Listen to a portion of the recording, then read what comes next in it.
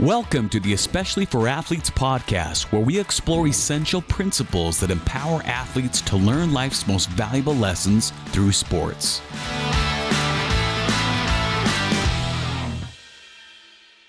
Welcome, everybody, to the Especially for Athletes podcast. I'm Dustin Smith. I'm here with Shad Martin and our guest, Sam Merrill, NBA basketball player of the Cleveland Cavaliers. Sam is a local athlete, grew up in Utah, so local for us. We're headquartered here in Utah. Sam went to Bountiful High School, where he was an all-state basketball player, went on to play at Utah State, and then was drafted as the last pick in the NBA draft. And he's sure making the most of that draft pick. It's after 3 or 4 years of grinding. He just recently signed a 4-year deal with the Cleveland Cavaliers in his rookie year in the NBA. Won an NBA championship with the Milwaukee Bucks. And we'll dive into that here in a minute because that had to have been awesome. Sam, thank you for joining us. Yeah, thanks for having me. I'm excited for this. I'm going to jump into a question right out of the gate, Sam. After high school, you chose to go to Utah State. And my understanding is that was a school you'd always wanted to go to. You have some family with some history at Utah State. You had some chances to go to some other schools, but really loved Utah State and what it stands for. But before you went to Utah State, this would be of interest to some of our listeners, especially here in Utah. You chose to serve a 2-year mission for the Church of Jesus Christ of Latter-day Saints down in Central America, South America area. Tell us why you made that decision, and did you feel like that helped you or hurt you? Because it's a big decision to make when you're getting ready to go be a Division I athlete to leave for 2 years. Yeah, it was definitely a big decision, but it was always something that I felt comfortable doing. I never, growing up, I always wanted to play in the NBA, but I never thought it was a realistic possibility. So I wasn't worried about, what 2 years was going to do for me. And I'd seen plenty of people around the state of Utah go on missions and still have good college careers and still play overseas and whatnot. But it was always something I wanted to do. And to be honest, I don't regret it one bit. Like, it was such a great experience for me. There's, spiritually, of course, but also the things I had to learn as far as how to work and how to be resilient and how to be tough and stuff I thought I knew and felt like I was pretty good at, but definitely had to up that a level. And yeah, I lost 2 years of playing, so that whatever limits, you can only play sports at a high level for a certain number of years, but I wouldn't be where I am without having served a mission. And so whether it's a mission or any type of opportunity to do something hard and serve others and put others before yourself, I don't think you can go wrong with that. Yeah, that's awesome, Sam. Yeah, that's really great. I was looking over your NBA journey, drafted by the Pelicans, then immediately traded to the Bucks, played with the Bucks, went to the Grizzlies, went to the Sacramento Kings, then went to the Cleveland Charge in the G League before landing with the Cleveland Cavaliers, where you just recently signed a 4-year deal with them. But it seems to me throughout your journey, even in the draft, sitting there hoping to get drafted, but then you have to wait till the last pick. And then, it seems like you've been on the chopping block almost every single year. And you mentioned resilience in that first answer. We have young people who, are trying to make their high school teams. And for them, that's as important to them as any other level. They really want to do it. And you're someone who's managed that very well and played with that constant pressure. Tell us what you've learned in your journey and how you've handled that and performed well in spite of all that pressure. Yeah, it's definitely been a grind. There were multiple times where I wasn't sure if it was going to happen in the NBA. Specifically, I went to training camp with Sacramento and had a really good camp and was the last cut going into the regular season, and felt like I had outplayed some of the guys that got picked over me. But that was after I got hurt in Memphis, so that's why I got waived there. I had to get ankle surgery. I get ankle surgery, I go to training camp with the Kings, don't make the team. At that point, it's like, okay, I might have used all my chances here. And, I thought I might have to go overseas and this might be it. But, my agent had a lot of belief in me. My agents had a lot of belief in me. And they said, listen, you are you're good enough. Like, you can do this. Let's go play in the G League a little bit, remind people what you're capable of, show people that you're healthy and it'll work out. And, even during my year in the G League, I had a great year. But every single day, you're just hoping your agent calls and says, hey, we got something here. And it took most of the season before I finally got that call up from the Cavs. So I just think, people always ask me, why are you so confident, or how do you handle lulls in confidence or whatnot? And I just tell people, like, I'm a very macro confident person. When you talk about micro versus macro, like, sure, my confidence game to game and shot to shot can go up and down and whatnot, but I've always felt so confident in the work that I'm putting in that it's going to pay off. I had a high school baseball coach that would always say, it'll all come around. And that's been a big mantra for me, is that, during those years where I wasn't sure whether it was going to work out in the NBA, I felt very confident that it was going to work out somewhere, because I had put in the work and because I felt like I was good enough. So that's why, if you're an athlete that's not sure how it's going to go, just keep working, keep doing what you're supposed to be doing, and it'll work out some way. Maybe not the way you expect, but it will work out. And it's, to this point, worked out for me, and I'm grateful for that. Well, I want to piggyback off of that, because we met you at our fundraising event a couple months ago, that our motto is eyes up, do the work. Keep your eyes up and keep working. That encompasses a lot of things. Eyes up, do the work. There's a literal physical meaning behind that, being optimistic, not putting our head down when bad things happen, and then working physically, but also that covers mental health, that covers spirituality. There's a lot that phrase, eyes up, do the work, means. I'm guessing that at a young age, you knew you were a pretty good shooter. You had people tell you, I know you were 90%, I believe, from the foul line in college, and a real good 3-point shooter, one of the best in the world, top 1% probably in the entire world at shooting a deep ball. But a lot of guys can shoot the ball. You're 6'4", 6'5", right around there. There's in the NBA, yep. That might seem tall for us, but in the NBA, 6'4", a good shooter, there's a lot of those guys in the world. So you had to work. You had to be something more than just a good shooter in order to make it in the NBA. So coming out of college as a dead-eye shooter, something that didn't come easy to you, but it was something that you had to have felt comfortable with and had some confidence in. What other parts of your game did you really have to dig in and develop? And what was the process of going about doing that to make it, and now guarding some of the very best at your position? You're guarding some of the very best the very best basketball players in the world. So walk us through that.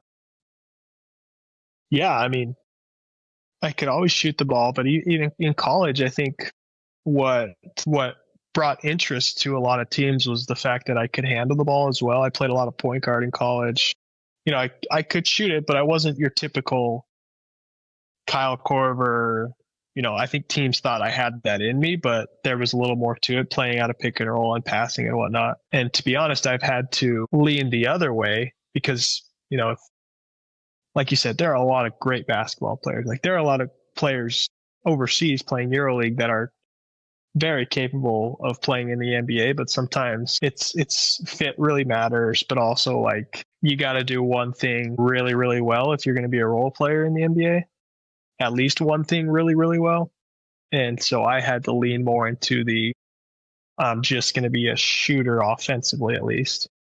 I'm just going to be a guy that puts up a lot of threes, makes a lot of threes, can shoot on the move. And I think now is where I'm trying to get a little bit of the handling back, playing out of pick and roll and other stuff. But at the end of the day, like, there are a lot of guys that can shoot. There aren't a ton of guys that can shoot at a high level and can defend. I've had to not sugarcoat it. Like, I'm a 6'4" white guy. Like, you see me out on the court and you just assume I can't defend at that level. 6 foot white guy from Utah. That comes with from Utah. That adds another little bit of.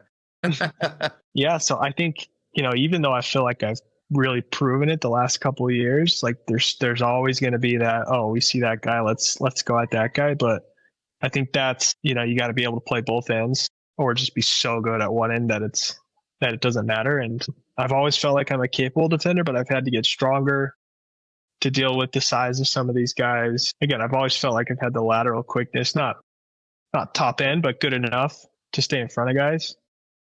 And then, but at the end of the day, like, it's defense is 90%, I believe 90% just want to, like, pride, toughness, and then your physical tools can handle the rest of it. And so I felt like I've been able to prove on that end that I can not only just hold my own, but can really defend at a high level. Well, and I want to follow up with kind of a two-part question along that same line. When you got to the NBA, some of the athletes I work with in football, I always talk about every level changes, but it's the speed of the game that seems to change the most, and the professionalism, the mental focus that it takes as you advance in the game. There's not a lot of room for mistakes because you're not concentrating. What was it that you felt like was the biggest adjustment going from college to the NBA? And has there been a particular player that you went up against that kind of like really got you thinking, man, this is legit. These guys are good. Is there somebody that really stood out to you the first time you heard him? Well, I remember one of my first practices in the NBA. With the Bucks, we had a bit of a unique defense for a little bit there, where if you were a guard and you were guarding a pick and roll, not guarding the ball, but you were guarding the guy setting the screen, generally, 99% of the time you would just switch, or maybe you show or whatever. But we would, as guards, be in a drop like the bigs would be, which is not normal for guards. And, one of the first times, whoever I was guarding set a screen on the guy that was guarding Giannis, and I sat in a drop, and he went right at me and decided not to dunk it on me, which was very nice of him. He just laid it up over the top of me.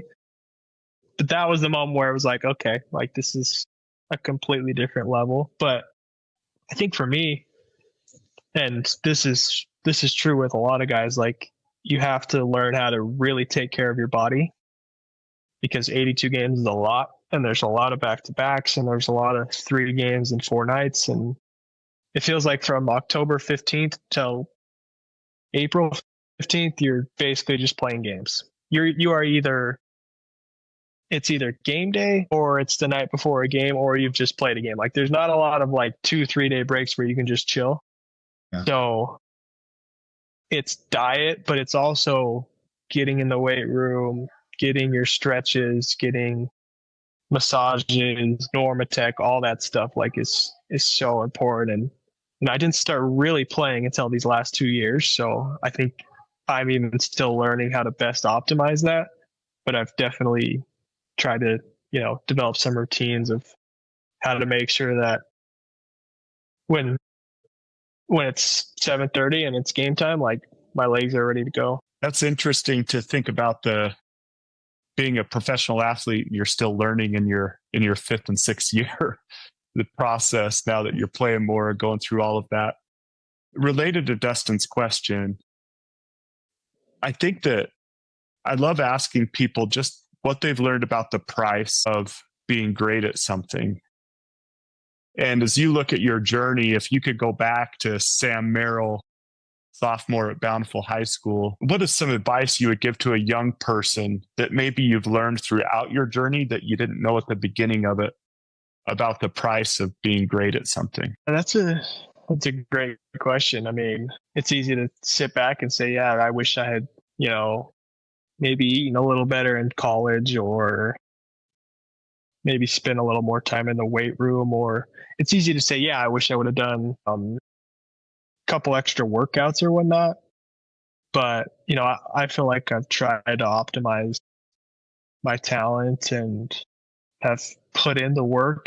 If I were, trying to talk to a younger kid who's trying to be the best that they could be, it's hard to say. It's easy to say, just like, work as hard as you can, but that really is the answer. Just makes, to simplify it, I think it's try and really feel like you're getting something done every single day, or however often you work out. I know it's, we're not doing 2-a-days in high school, right? But, like, are you going to the gym because you feel like you have to go to the gym, Or are you going to the gym because you want to get a workout in and want to get better or get something done? I think that's, I've played with a lot of guys in high school and in college who are just there because they have to be there, as opposed to guys that are, or even in the NBA, guys that are there because they have to be there, as opposed to guys that are there because they want to be there. And I always felt like I was a guy that wanted to be there and still wants to be there. And so that's what I would say, like, decide, is this something you want to do? Do you want to go to the gym to get better? Do you want to go because your coach asks you to? That's how you separate yourself from the rest. That's one of our favorite words, right, Dustin? Intentional. Yeah. So some will go and be intentional, and some will just put in the time, and some will go and intentionally try to get the most out of that experience, which is part of winning the hour. Winning the hour, Sam, we have 4 core principles of especially for athletes that we write about in our book and that we speak on. To those listening here, Sam, when he was at Bountiful High School, we have worked with Bountiful High School before. And when Sam was in high school, we did a little bit with his school. But the 4 principles, the first one is win the hour, being, concentrate on the moment, winning the moment, be where your feet are and win that moment. And don't worry so much about what's happening in 8 hours from now, but win now, being resilient, are seeking to bless, not impress, and competing without contempt, being a competitor, but not, hating your opponent for it. I'm curious to know, Sam, what does it mean to you to be a good teammate? And is there somebody that has stood out to you as somebody who really exemplifies what it means to be a good teammate? How important is that in creating a culture, a championship culture, which you've had in high school? You won a state championship at Utah State. You guys did some incredible things. And if you haven't seen it yet, everybody go look up on YouTube, Sam's game winner. Was that in the Mountain West tournament, or was that the NCAA tournament? Mountain West, right? Mountain West, yeah. Oh my gosh, what a West, and then the world ended 4 days later. Yeah, I was right before COVID, huh? And you didn't get a chance to go play. You were in the tournament. Yeah, we played the year before, but we lost, so we were ready to go back and try and go get a win. And yeah, everything changed. I forgot that was right before. You had all that momentum after. It was an unbelievable shot.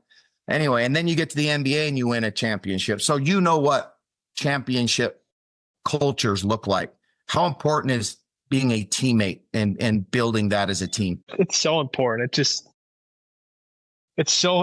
Especially at this level, it's so hard to find guys because it's a job. It is. It's hard to find.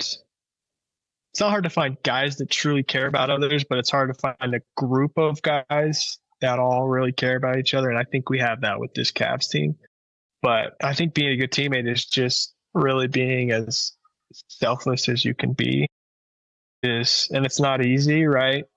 We all have our own personal goals and aspirations, but I think you just got to ask yourself in everything you're doing am I being selfless for my teammates? Is this something that's going to help all of us and not just me personally?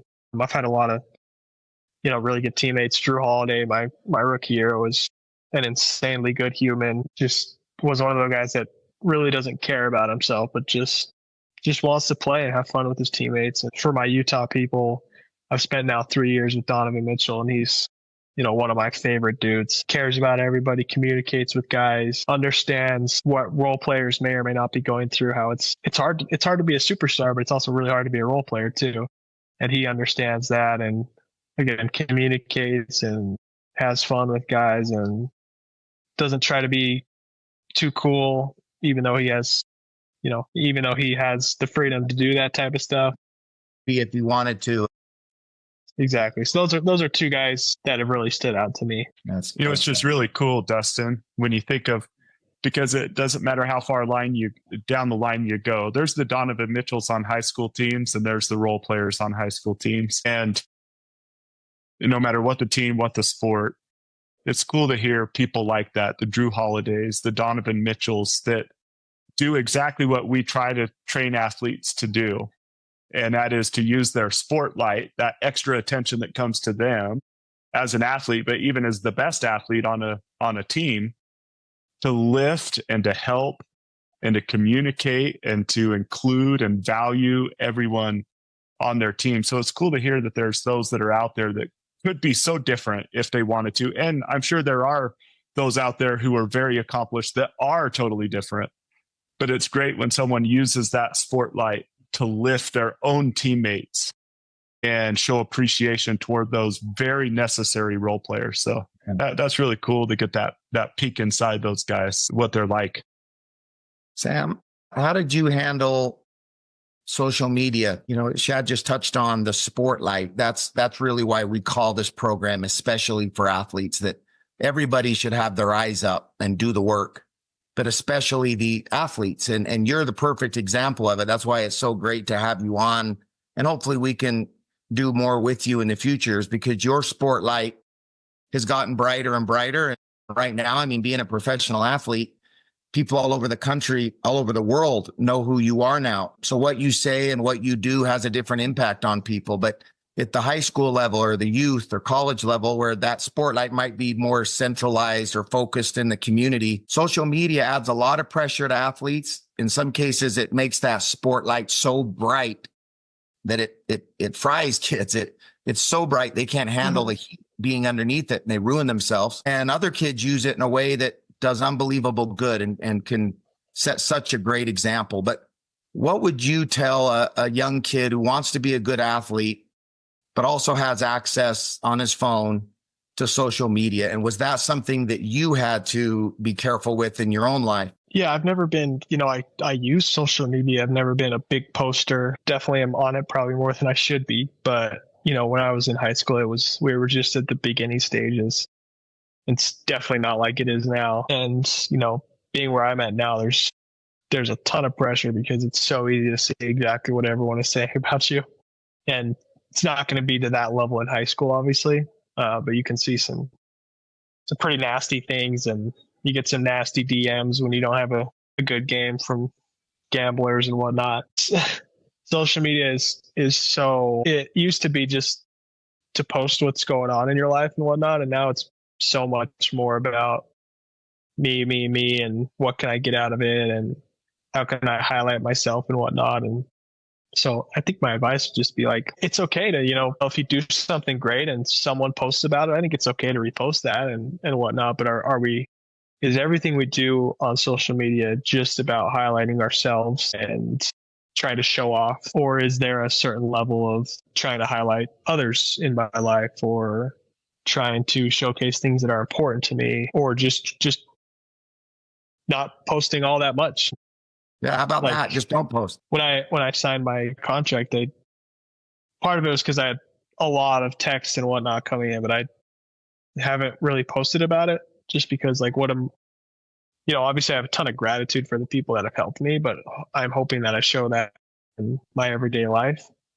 Like I don't need to brag that I signed a new contract or whatnot. So I don't know if that's a great answer or not, but I just think it's something you definitely have to be careful with these days, because it's all about me, and how can I monetize this, and how can I show off and potentially tear others down by doing so. So I would just say, just be careful and thoughtful about what you're doing. So Sam, you played with the Cleveland Cavaliers, you played with the Bucks.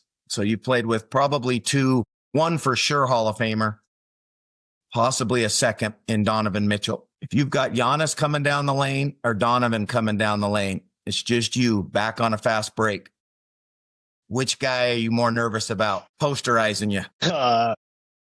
There's not a good answer. I'm going to try and foul. I'm going to try and foul both of them for sure. Yeah. I think it would be a little easier for Giannis. Donovan, I could maybe try and. Donovan's a 2-foot dunker. He's not a 1-foot dunker. So I think I could maybe play an angle and just force him to shoot a layup. Yeah. Giannis, there's not a whole lot you can do there. Just get out of the way. Just fake a hamstring injury and ball on the ground. Yeah. One of the things that we really emphasize, Sam, is the competing without contempt, that you don't have to hate your opponent to compete against them, and how hate doesn't have to be your fuel. If hate fuels your competition, then maybe you aren't as much of a competitor as you might think you are. What have you learned about that as you play with these different individuals, move around teams, I'm sure you're friends with guys you now compete against. What advice would you give young people about competing in a passionate way, but you don't have to hate or belittle your opponent in order to do that? Do you have any thoughts on that? Yeah, I would just say, in our league, everything, it's a championship focused league. Like every team wants to get there, and the best teams, like that's doesn't matter who's in your way. Like that's what you're trying to do is win a championship. And there are rivalries, and there's definitely, when you play in playoff series and you play against a team 6 or 7 straight times, you learn to dislike them. But I think, I think there's a certain, I think it's great to have joy in competing and just playing. Like I'm just, I try and a lot of times just sit back and be like, man, I get to play in the best league in the world. And it doesn't matter who's in front of me. Like I get to just go have fun and play and compete and try and win. And the question is, are you trying to win or are you trying to beat somebody? And I think there's a difference there. And yeah, it's okay to get, to have that type of competitive spirit where I think you definitely want to beat the person in front of you, but like you said, it's without contempt and it's without trying to belittle someone. It's just my college coach would always say, after a game, we could never say anything bad about the other team because he would always say to belittle your opponent is to belittle yourself. And I think that's very true. Yeah, that's really cool. That's to belittle your team or the team you just played is to belittle yourself because that's who you just beat, who you compete against. That's a cool concept. Yeah. That's awesome. That's really great. One of our very core principles is that athletes have this spotlight. And, you think back to high school and the position that a high school, for example, sets an athlete in, the opportunity to do good and to lift those around them, to look out for lonely people, to bring them into circles of friends and things like that. Now you go to Utah State and that spotlight grows brighter. And then you go to the NBA and of course it becomes super bright. But have you had any favorite opportunities or learned any lessons? Maybe that's 2 questions about how someone could use their spotlight to lift and help other people. Yeah. I mean, you see a lot of professional athletes that are very good at giving back to their community and some in more loud ways than others. Guys have foundations and whatnot. I don't have a foundation or anything, but you also see a lot of guys that there's a lot of behind the scenes stuff that goes on. And I think it's, when you talk about sharing your light, it doesn't have to be in, massive, extravagant ways. Mm-hmm. My favorite, the people that I look up to the most are the ones that either have a lot of money or have a lot of fame or whatever. And you would never know it if you were around them because they treat everyone the same and they look out for, like you're saying, those that are especially in need of that. I know plenty of people that are like that, and that's how I try to live. And I think those are the type of people that everyone could really look up to. If you're in that situation and you're the star of your high school team, like try and act like you're not the star of your high school team. Like just look out for others. And I think a lot of people notice that, even if it's not as loud as other things. Yeah. And it goes right along with our principle, seek to bless. It's right over my shoulder here. Seek to bless, not to impress. And if I hear what you're saying, like those quiet moments of just seeking people out who need it, helping them out, whatever it may be, socially, even financially sometimes, just quietly lifting people around them. That seems to be, if I hear you correctly, what impresses you the most, not so much, even though it's awesome to start a big foundation and do good in the world and things like that, but you seem more impressed with the quiet service that lifts individuals and no one would ever know. Yeah, for sure. I mean, again, Tony Finau has a foundation. He does great work for people and he clearly is a light to everybody. So not to diminish that at all, but I do think it's great. It's great when you see people that just like to do it in a different way. And that's, you talk about being intentional, like as long as you're looking to help others and serve others, like that's how you make a difference. Awesome. Well, can I ask you a few rapid fire questions and have you just answer with like 15-second questions or answers? Okay. Okay, here we go. Favorite place to play in the NBA? Playing in Salt Lake is fun. Madison Square Garden is pretty cool though, too. Yeah. Awesome. Awesome. Best game you've ever had in your life? I would say either that championship game against San Diego State, considering the stakes, or junior year at Colorado State. This was our last regular season game, so this was to win the regular season championship. Like, I had a really good game. I had like 38, 8 assists, 7 rebounds, or something like that. It was statistically probably the best game I've ever played. What does it feel like on a night like you had against the Jazz where you hit 8 3-pointers? Just describe that feeling when it's just everything's going in. I mean, that's what it is. This feels like whatever you put up is going to go in, and it's nice to. It's not like that every night, but it's nice when those nights do happen. Awesome. Favorite thing to do besides play basketball? Aside, being with my family, I play a lot of golf. That's my go-to. You have a favorite course you've ever played? Yeah, I mean, I've played Pebble Beach, which is great. I've played actually just played Los Angeles Country Club on Monday. That's a pretty sweet course. And then I've played Chicago Golf Club in Chicago, which is also an insanely fun course. Yeah. Do you have a best score? What's the best score you've ever put up golf? I have shot a 67 once. I've shot a 67 and a 68 at Bountiful Ridge, my home course. So it's the only time I've broken par was those couple times, but those were pretty good rounds. What other sports did you play in high school and growing up, and how do you feel like that helped your development to get where you are today, where so many kids are specializing nowadays? I'm just curious how you feel about the other sports you played growing up and how that helped you. I played everything. I played basketball, baseball, football. I played all three throughout high school. Well, I took a couple years off of baseball and then came back and played my senior year, but I played football all 3 years and just had so much fun. I don't know if the stats would back it up, but I think physically it helps your body playing different sports because there's different movements involved. And,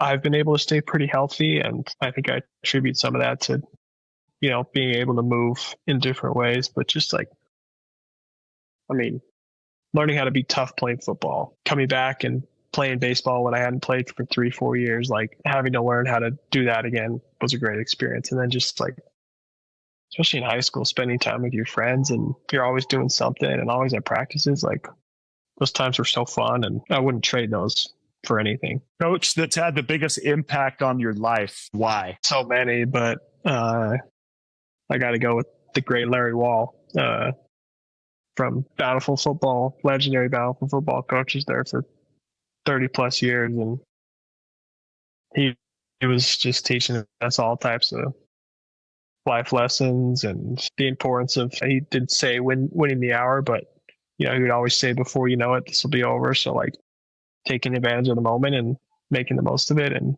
so many other things that he taught us. So he's someone I'm very grateful for.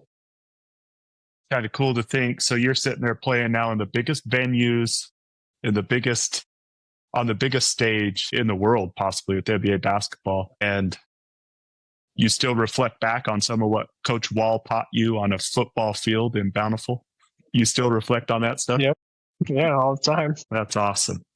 Well, considering our audience, coaches, parents, and then young athletes, anything else on your mind that you would say, yeah, this is something that's really important to me that I would want these people to know about life's lessons through sports, helping other people, or getting the most out of your opportunities in life? Just anything still on your heart that we haven't discussed yet that is really important to you personally? No, the thing I always try and tell high school kids whenever I meet up with them or talk to them is just enjoy it. Not everyone's going to go play in college or play professionally in whatever sport, and maybe you will, and maybe you'll win state championships, and maybe you won't. But I had so much fun with my buddies and competing and practices and conditioning and all that stuff.